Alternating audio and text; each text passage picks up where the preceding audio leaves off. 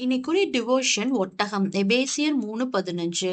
எலியேசர் தன்னுடைய எஜமானாயிருந்த ஆபிரகாமுடைய பையனுக்கு பெண் பார்க்க வரப்ப நிறைய ஒட்டகங்களை கூடவே அழைத்து வராரு.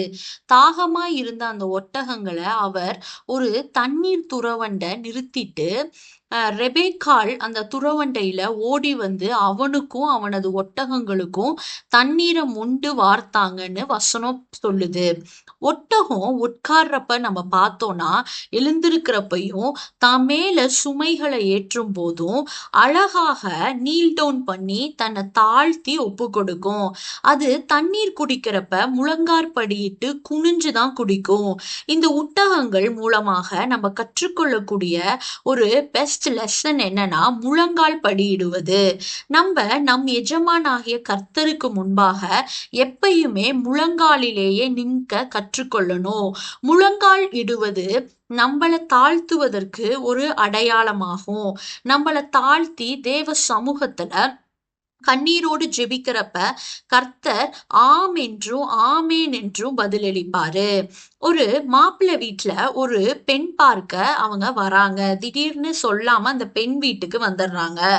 அந்த பெண் எப்பயுமே யூஸ்வலா 1 மணி நேரம் தன் கதவை பூட்டி கொண்டு முழங்கால்ல நின்று ஜெபிக்கிற பழக்கம் உள்ள பெண். அந்த மாப்பிள்ளை வீட்டார் வர்றது அவங்களுக்கு தெரியாதனால அந்த பெண் உள்ள ஜெபிச்சுட்டு இருக்கா. அவங்க பேரண்ட்ஸும் சொல்லிடுறாங்க, நாங்க தொந்தரவு பண்ண மாட்டோம், 1 hour அவ வரப்பதான் வருவான்னு சொல்லிடுறாங்க. அப்ப அவங்க அந்த பெண் ஜெபித்து முடிச்சு வெளியே வரப்ப வரைக்கும் பொறுத்து கொள்ளுங்கள்னு அந்த பெற்றோர் சொல்லிடுறாங்க. அவ ஜெபித்து முடிச்சு அந்த ரூமை விட்டு வெளியே வரப்ப அவளுடைய முகம் எல்லாம் தெய்வீக பிரசன்னத்தினால் நிரம்பி இருந்ததை அந்த மாப்பிள்ளை வீட்டார் பார்த்தாங்க. கர்த்தருடைய ஆவியானவர் அந்த மாப்பிள்ளை வீட்டார்ட்ட உள்ளத்துல குணசாலியான ஸ்திரீயை கண்டுபிடிப்பவன் யார், அவளுடைய விலை முத்துக்களை பார்க்கிலும் உயர்ந்ததுன்னு அந்த பெண்ணுக்காக பரிசுத்த ஆவியானவரை அவங்க மனசுல பரிந்து பேசுறாரு. அவளை தங்களுடைய குடும்பத்துக்கு ஏற்ற மருமகளாக அவங்க மகிழ்ச்சியோட தெரிந்து கொள்றாங்க. ஈவன்தோ அவங்க வெயிட் பண்ணி இருந்தாலும் அவருக்காக பரிந்து பேசுகிற பரிசுத்த ஆவியானவர் இருந்தாரு. ஒட்டகத்தை நினைக்கும் போதெல்லாம் அது முழங்கால் ஜெப ஊழியத்தை தான் நமக்கு நினைவூட்டும்.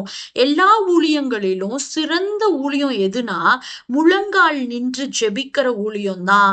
பெற்றோர் முழங்கால்ல நின்று ஜெபிக்கிறப்ப அவங்க பிள்ளைகள் லைஃப்ல ஆசீர்வாதம் வரும்.